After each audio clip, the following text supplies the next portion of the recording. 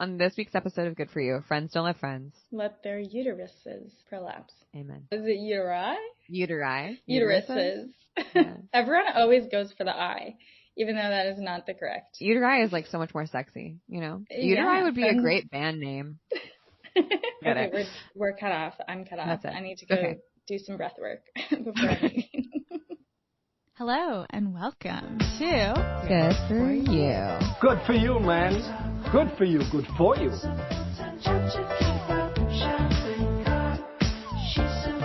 Good For You, a podcast about the things we ghosted, the purchases that haunt us, and best products, services, and industry happenings in the wellness, well-being, and spiritual space. We're going to give you a healthy little dose of fun. We're going to talk about the things that are happening in pop culture, the ones that got away, the things in our cart that are haunting us or ghosting us, our strong opinions that are loosely held. We like to call this the Grex. The group text. The group text in your ear. So come say hello. Join us in the audio Grex, where friends don't let friends get scammed.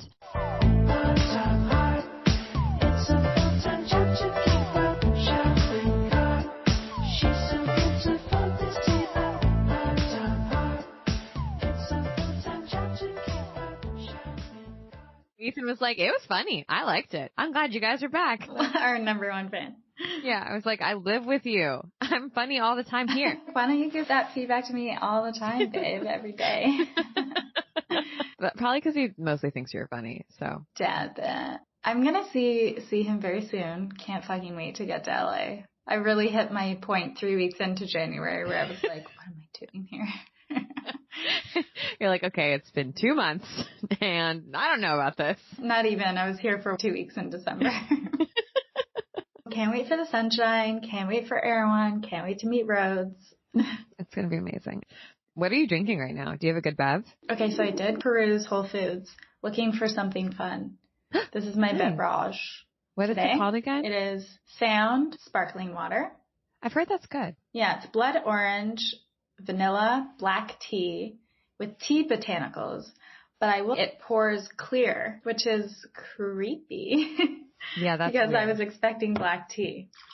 That's unnerving. Water. How about you? What's your beverage? I'm just drinking an espresso with macadamia nut milk, and it's really good.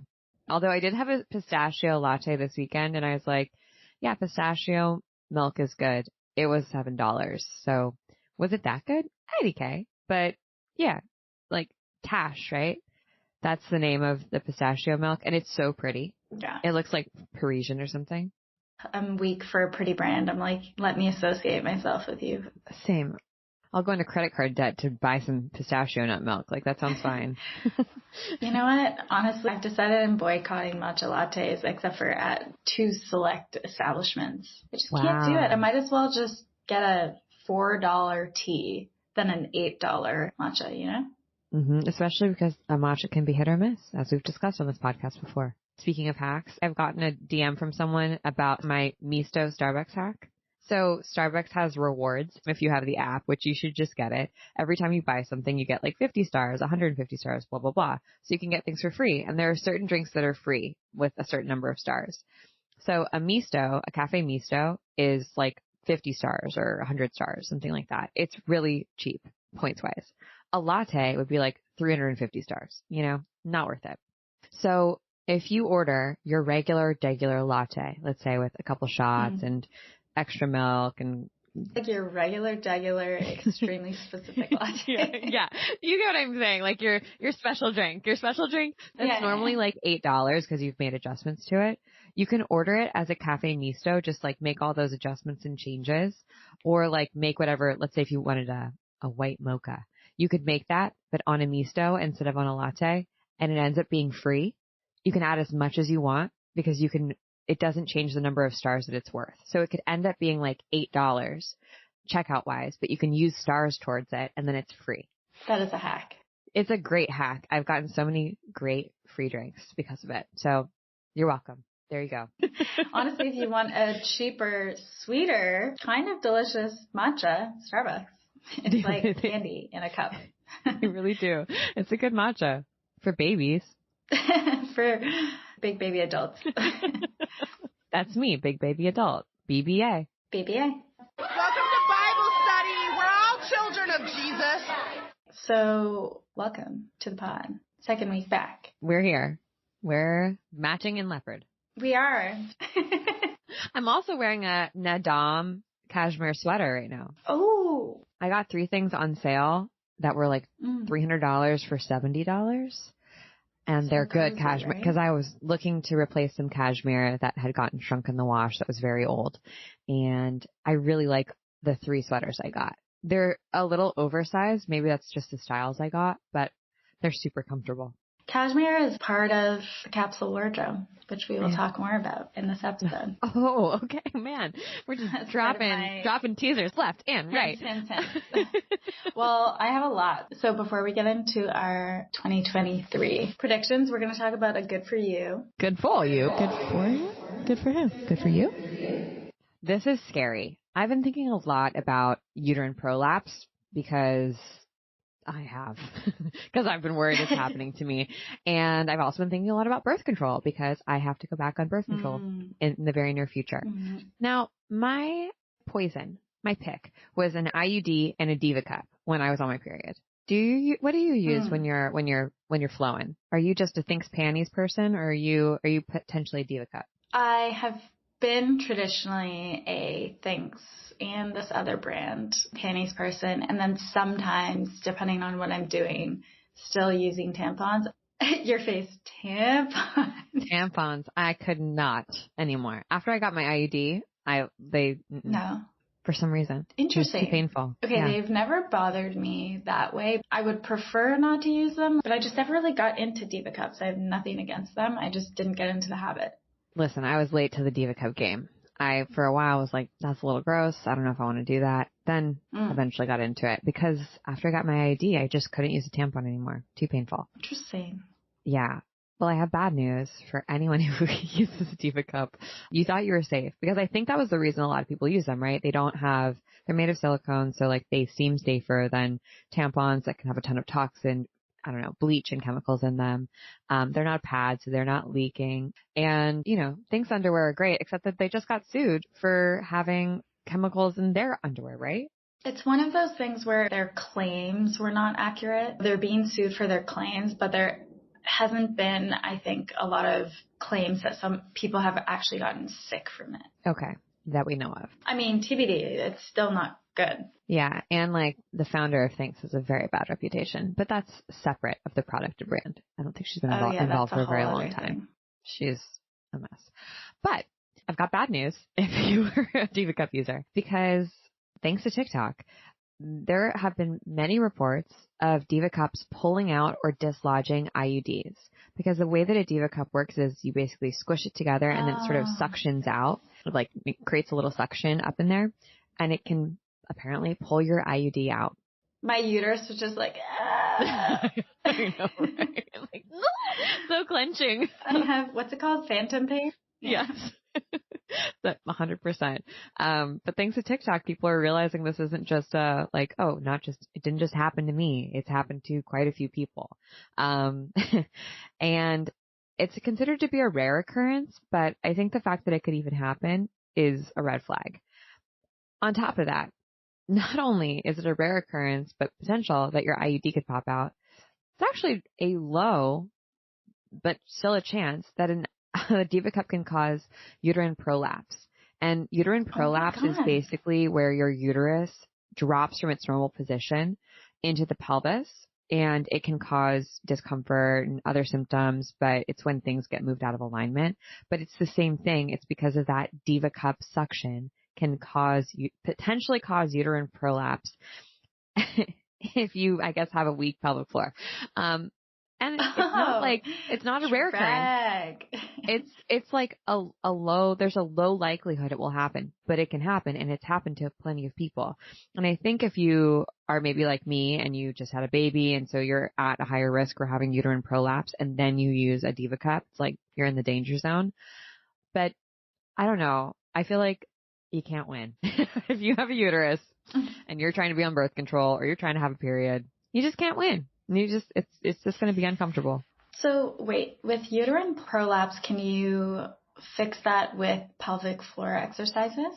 Yeah, you can. Sometimes I think it depends on the grade of uterine prolapse, because there's like full prolapse where your uterus is coming, like literally coming out of you, or just kind of like it feels, things are out of place. You might not even be able to feel it. So the uterus goes into the cervix and it can drop down out of the cervix, like through the vagina. Yeah. Oh. I know. But I think that that physical therapy or pelvic floor work can really help, like just strengthen the muscles and make sure everything's healthy down there. But sometimes you have to have surgery to fix it. Oh no. I just feel like what's a natural girly to do? You know, like they make it really hard for you to be someone who's like not on hormones. I think bring back vasectomies. Where did they go? Why does no one talk about them anymore? Normalize vasectomies. You can reverse them. Yeah, exactly. 100%. It's an outpatient procedure.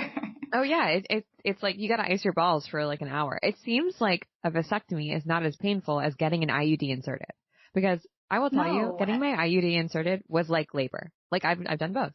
It was as painful as going through labor. I'm pretty sure it was on like an NPR podcast not too long ago.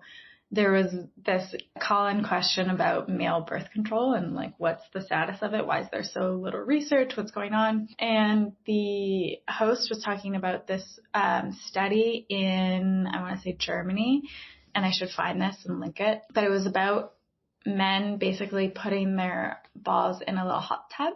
Yeah, I heard about this. It kills the sperm for several days. Wasn't it like a couple weeks?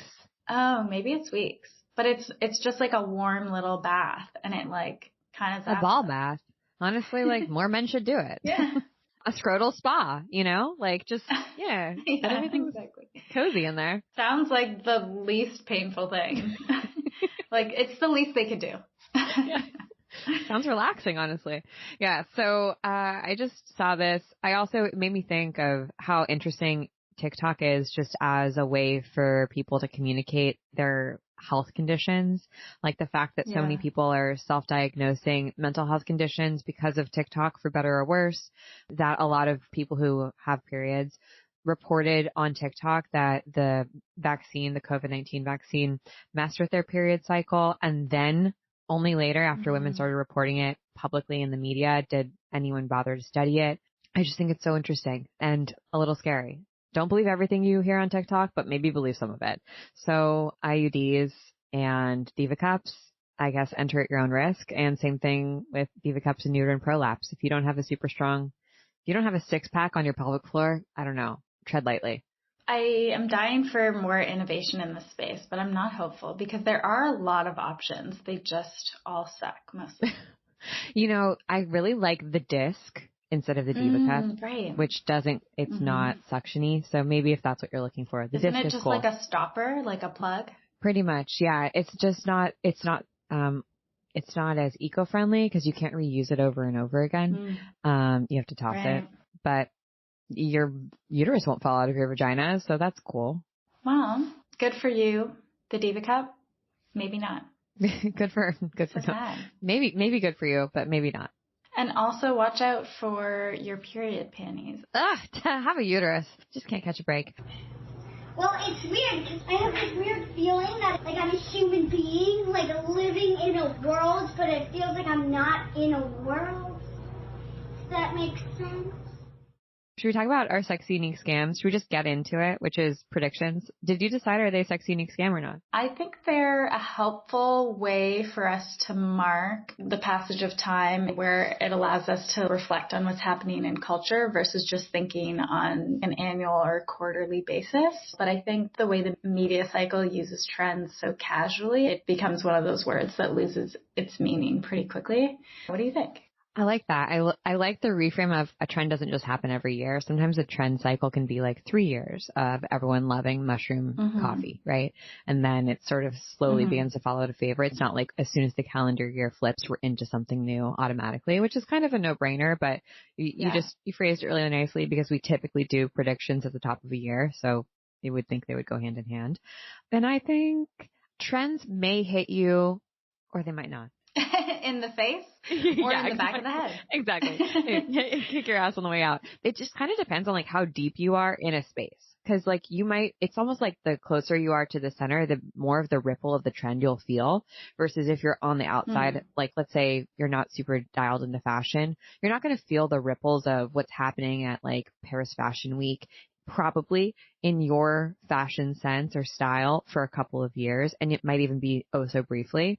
Same thing like in wellness. Like if you're not super dialed into the wellness space, some of these trends you might be like, I don't even know what that's about. I'm not even on kombucha yet. I mean, if you're listening to podcasts, you definitely are. But that sort of long tail trend, by the time it reaches the masses, it's not a trend anymore, right? I feel like it could still be a trend. It's just not a counterculture trend when it's reached the masses. Yeah. It's reached mass appeal. Like oat milk is a trend, but it's definitely reached the masses, right? We've said this on the podcast before. Dairy's making a comeback. We're going full fat. We're going cow's milk. We are going 1950s, like give me cream on top. I want all the dairy. Yes. I wrote here, hot girls fart. Even though we are lactose intolerant, we are still drinking dairy because it's maybe better for us than like all these processed milks like oat milk and whatever, macadamia nut milk with it has 8 grams of added sugar in it. That's a lot of added sugar. I checked because it was so sweet. So I think dairy is going to make a comeback. Cool people are going to be like, I have a stomach problem. I'm a little bloated. And I do think that we're going to see maybe some more probiotic. I think there's going to be like a pick and shovel industry that comes out of the dairy coming back. And I think that's going to be lactose intolerance, lactate pills. Why hasn't someone made a very cool lactose intolerance pill? Cool brand. Right? So true. It really just is called Lactate or something. Literally. The branding has not changed since the 90s. We need a Gen Z lactate pill. Yeah. So I predict that milk will be back and everyone will try to drink it again. And there will be some little brands that pop up out of that. Do you still think soy milk is making a comeback? Because I feel like it's kind of just stayed in the shadows. Yeah.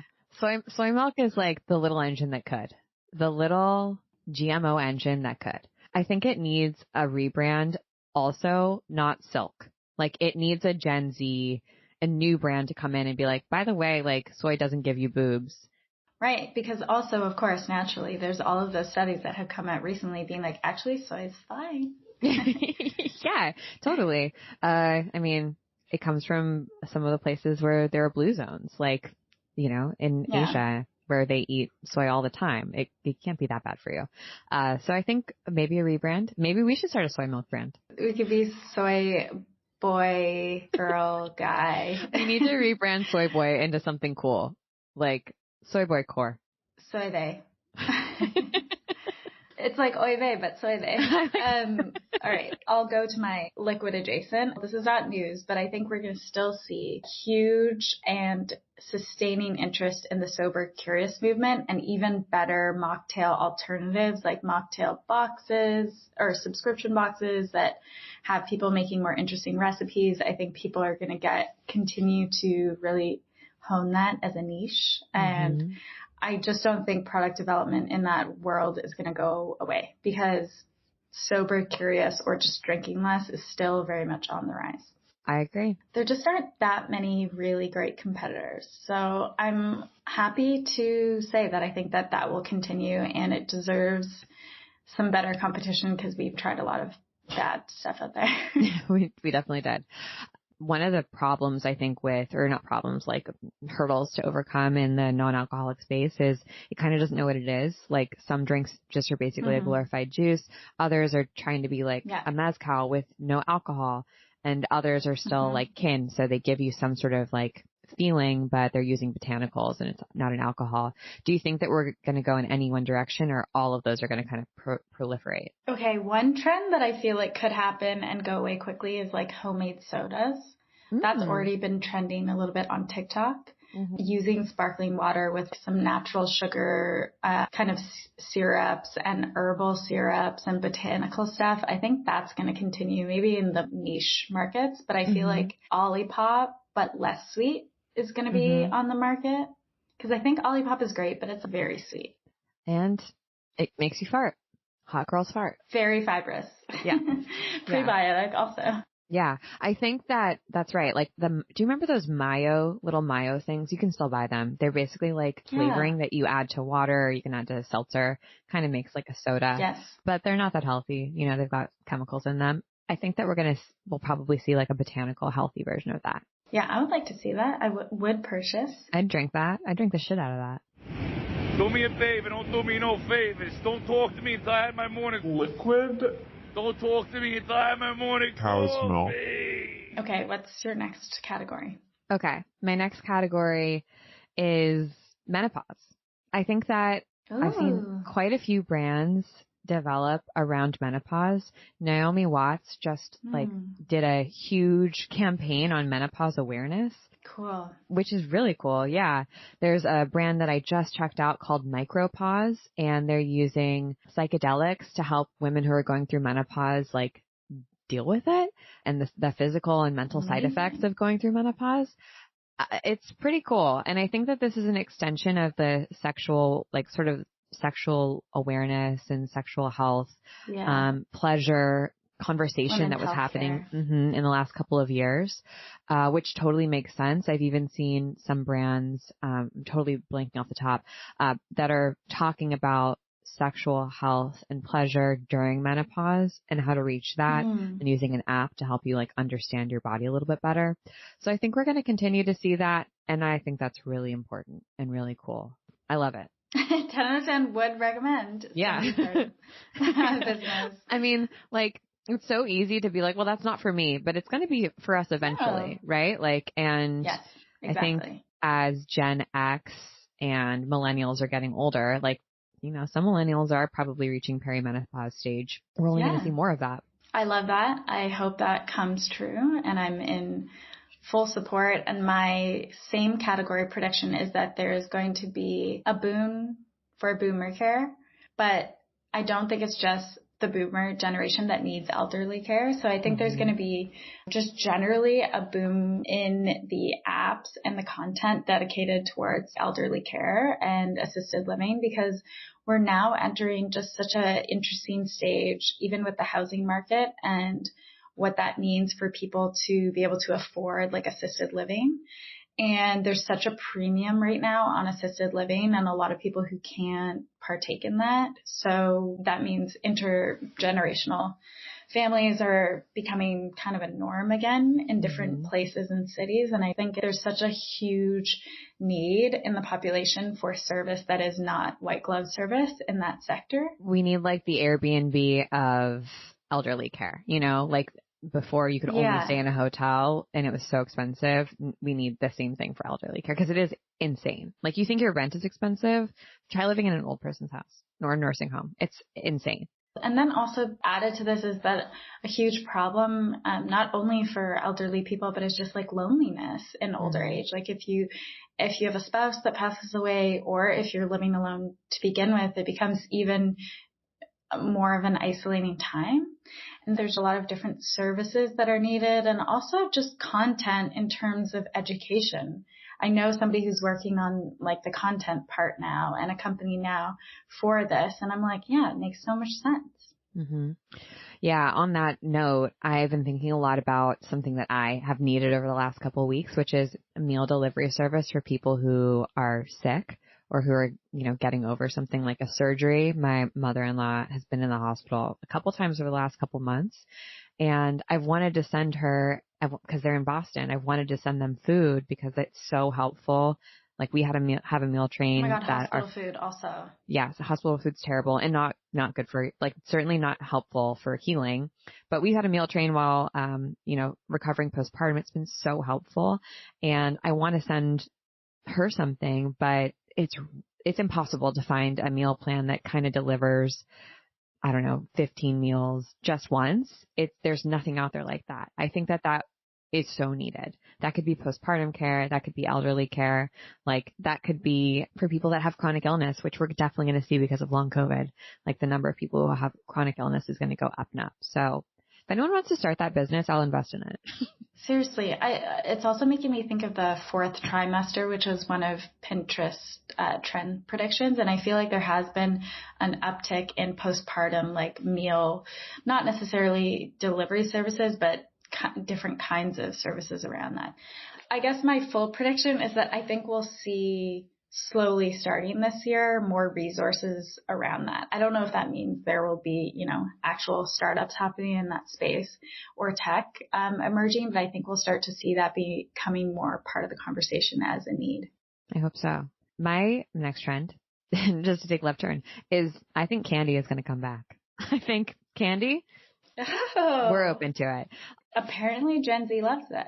Yes, exactly. Gen Z loves candy. Who doesn't love candy? And there are only really two good sort of gummy candy, fruity candy brands on the market, Smart Sweets and Behave.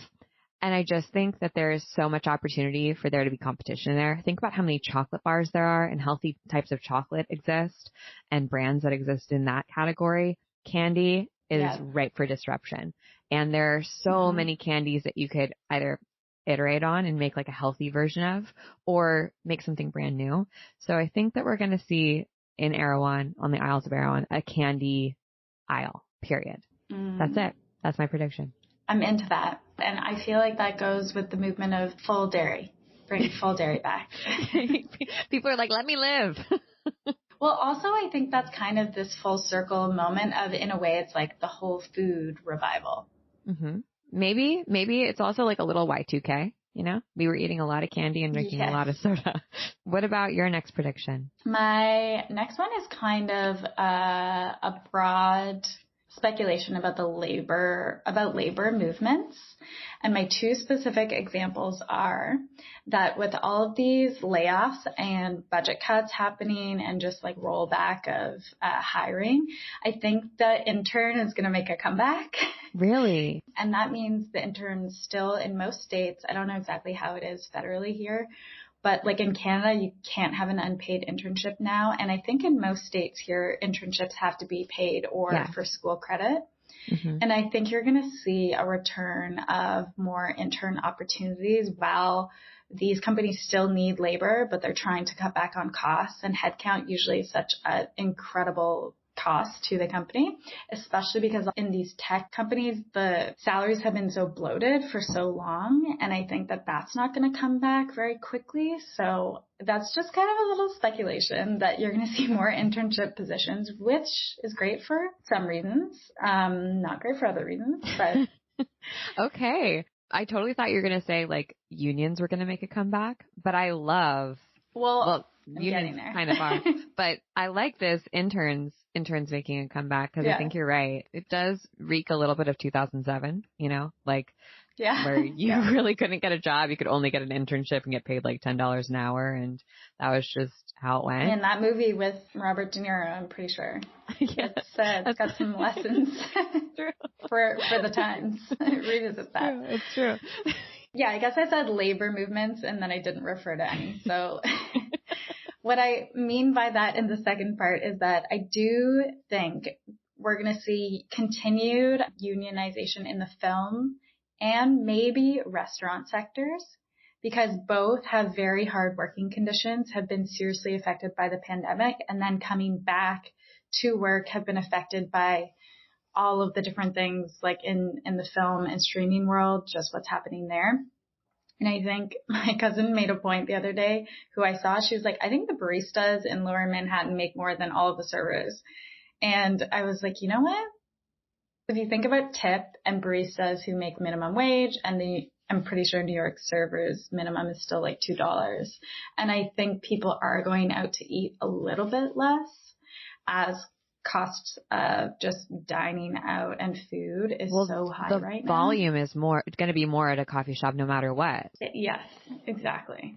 So I think there's going to be a shift in kind of the restaurant and fine dining world. And one of the, I feel like, harbingers to that was Rene Redzepi announcing that he's going to shut down Noma it's in Copenhagen, right? Yep. Yeah. Apparently the best restaurant in the world. Right.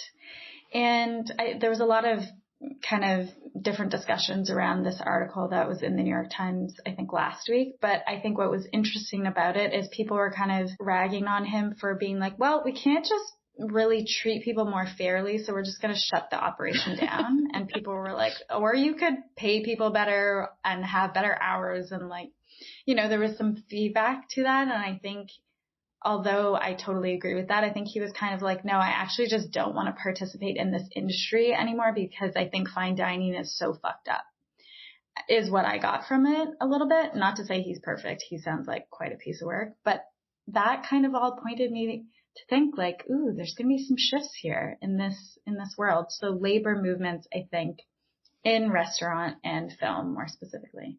I think you're right. And I was actually thinking about this as a business opportunity a while ago of like, what could we take from another industry that's desperately needed in the wellness space? And I think for independent contractors who are healers and practitioners, you know, there's a freelancers union. I think that there should be a more specific union for practitioners, like for people who are in wellness and healthcare, but not like working at a hospital, and a union there. Because I mean, think about like the way that people rate themselves or where their rates are, just like the sort of like vast difference between people. You could be charging $25 for a session or $400 for a session. And like, that's crazy. So I wonder if there's going to be an astrology union or astrologers union. There should be. You know, or like a psychics union. I don't know, but I think that's an interesting concept. I like it. I like where you have that. Okay, let's do best two. My first is a trend prediction of what I think is going to increase over the next year or so. I think that we're going to see more psychedelic parties for therapeutic use, ketamine parties, and combo parties. Combo is the frog venom. Mm-hmm. I think combo is the new ayahuasca, but it's like much more manageable. You could do it on a Friday night and then like whatever, go meet your friends for brunch on Saturday morning versus ayahuasca. Not so much. I mean, like TBD, there's definitely a conversation to be had about appropriation in combo and these types of medicines, especially all psychedelics. But ketamine, because it's, I think, lab made, it's a little more, in a safe zone, if we're going to talk about appropriation, and it's just becoming more and more popular. You can get ketamine delivered to your house to give yourself, a psychedelic experience if you want to. But I think that people are going to want to do that together in community with their friends, not partying on ketamine, but like doing a conscious ketamine circle. Oh, I like that. I would partake. Sign me up. I know. Although I'm scared because I've only been in a ketamine hole. You're like that scene in Get Out where he's like going down, down. Yep. I went to the sunken place. Yeah, exactly. Yeah, I think just in general, we're going to see more psychedelic parties, more as like, you know, mushrooms get legalized in more places, and hopefully other psychedelics for help. And I love this. I think people are going to use them thoughtfully. What's your next trend prediction? In the relationship category, this is a two-parter. Okay. The first part is I think there's going to be a rise in boutique matchmaking services. Ooh. Kind of related, but in a different relationship status place, I think there's going to be a rise. And we've already seen this in focus on friendship discourse, like how to maintain friendships over all of these life changes, how to meet new friends. Like I think we're just going to see a continued focus on friendship content, because I swear that's what Esther Perel is focusing on right now in her research and studies. And you know she's going to come out with something big. In the matchmaking services, I have a specific anecdotal example of being at Second Home and overhearing this duo who were running a matchmaking service and just being like, wow, that makes so much sense to me that that's happening right now. I had a friend who contemplated signing up for one before she met her partner. And I think that with everyone's struggles with the apps, you just can't replace that human touch, the curation, the networking that would come out of like a boutique, real person service. So I think we're going to see more of those. I think that's brilliant. You're brilliant. And matchmaking in particular, I think Let's do it. Yeah, that's right. We are already partnered up, but we should definitely do a matchmaking service. Oh, yeah, let's partake. No, I was going to say you and Ethan, I feel like are actually like, you're good at that. You're good at introducing people and also being like, ooh, would they work out? Well, I'm just always trying to get my friends laid. So that's it. But I think on the matchmaking thing, it is definitely a response to being on apps and people pretty much judging only based off of appearance. And one thing I've noticed with my friends who have gone to matchmakers is they often are matched with someone who they wouldn't be physically attracted to and wouldn't like initially be like, yeah, so excited to talk to this person. But once they sit down and spend some time with them, it goes well. So I think you're right. And I think we need that. Yes, bring it on. Okay, what's your last one? Okay, my last trend is what I think is actually going to flop in its flop era from our latest trend cycle. It's two things. First, clean beauty. Clean beauty is in its flop era. I don't think that it's important anymore. Sephora's getting sued based off of like the fake clean beauty standards that it created. I just don't think that people care as much about it anymore and kind of know that it's all marketing and fake. So I think we're going to see that go by the wayside. And overconsumption. It is not cool to overconsume anymore. We were in this moment of the pandemic and sort of just like accumulating and buying online and all the things, right? Showing our wealth. And I think that overconsumption is no longer sexy, even if you have a lot of money. And in response to that, I think we're going to see a sort of Marie Kondo movement come back where people are decluttering. And I think that's where thingies can come in and help you organize your house. 100%. We need to have a meeting about thingies because I've been thinking about it all weekend, basically. Side note, I did buy 2 of Marie Kondo's shoe racks from the Container Store. And I was like, damn it, these are good. Okay. But it's Marie. It's not the Container Store. And I'm sure they were very expensive. They were unreasonably expensive for what they are, but not too expensive that I feel duped. I was like, I feel good about this purchase. Okay. That's good. That's good. Okay. My last one is similar to what you were saying, actually, is that capsule wardrobes are going to continue to rise. So sustainable fashion in, minimalist shopping in, capsule wardrobes done. So my addition to this is actually something that I feel like you've called out is the personalization of wardrobes and makeup through your colors. Yes, color theory. I think that there's going to be even more kind of capsule wardrobe curation that will be based on your colors, or it'll be based on like some personality type or some kind of archetype, and it'll help people almost like sell the services of doing style edits and helping people curate and create their capsule wardrobe. And I do think there's an option for more sustainable rental companies to do like seasonal rentals or things that are just not as frequent, but still are sustainable for them as a business model. So maybe it's like a wedding season rental that you rent just for the year, or it's like a summer wardrobe. I don't know.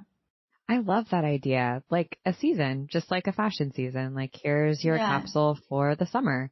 Cause that's kind of, I don't know, that's kind of how I dress anyways. Like, okay, these are my things in rotation for the fall or for the beginning of the year. And then I cycle them out. Exactly. Love that. There's a lot of good business ideas in these trends and predictions. So if anyone starts a business based off of these, will you please let us know? Ideas. Let us invest. We are interested. Yeah, seriously. Remember us when you're rich and famous, please. Shout us out. Come the pod. Which trend do you hope the most to come true if you only had one? Oh, it's really hard. I don't know, because I have a few that I haven't said yet that I'm like, it's kind of up there. Oh, do you want to give me a hint? Social media. I want a new social media app that is not Be Real, and I want that to come true this year. Amen, sister. How about you? I think for me, it's candy. I'm a simple girl. Yeah, bring candy. Bring candy back. Bring candy back. I think that with the new Charlie and the Chocolate Factory coming out with Timothée Chalamet, there's an opportunity for someone to launch and be the Willy Wonka of healthy candy. I want that. I want bright colors. I want sweet treats in my mouth. I want to not feel bad about eating them, and I don't want them to have sugar. And I think this is doable. Like, this is doable for someone. For a woman in STEM out there who likes chemicals. Yep. Who likes chemicals? Not for me, but for someone else. Women in STEM, what up? Dear ghouls, thank you for listening to our insane predictions. We hope you like them, and we can't wait to hear from you. On Spotify, people can write little messages to us, right? Yes, they can. You can tell us what you thought of the episode. Maybe I'll make a little poll for this episode about the trends and see which one you guys vote for. But you can write to us at GoodForYouPod on IG. And if you subscribe on Spotify, or if you're on Spotify, hit subscribe and give us a little star, a 5-star rating. That really helps us get found by other people. And Spotify has this new discovery tab, so you can find like-minded podcasts. It really helps us when you send us to your friends, when you subscribe, when you give us reviews on both Apple and Spotify. So thanks for helping us out. We love making this for you. We want to thank Maureen for our 5-star review. Maureen says, nutrient-rich candy. Found this pod back when the 12th house went on a break. We were on a break for a bit, and now I am obsessed. The vibe is adaptogenic cotton candy. Hell yeah. Love feeling challenged by their ideas from time to time as well.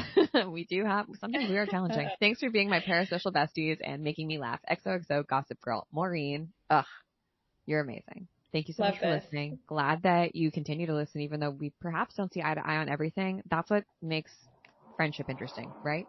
That's the spice of life. That's what makes podcasts parasocial. We'd like to be a little bit more directly social, so follow us. Actually social. Yeah, if you follow us on Good For You Pod on IG, we will chat back. Promise. We will. Thanks for listening. If you're not already subscribed, do it. Well, that's it. Have a great summer. Don't change. For you.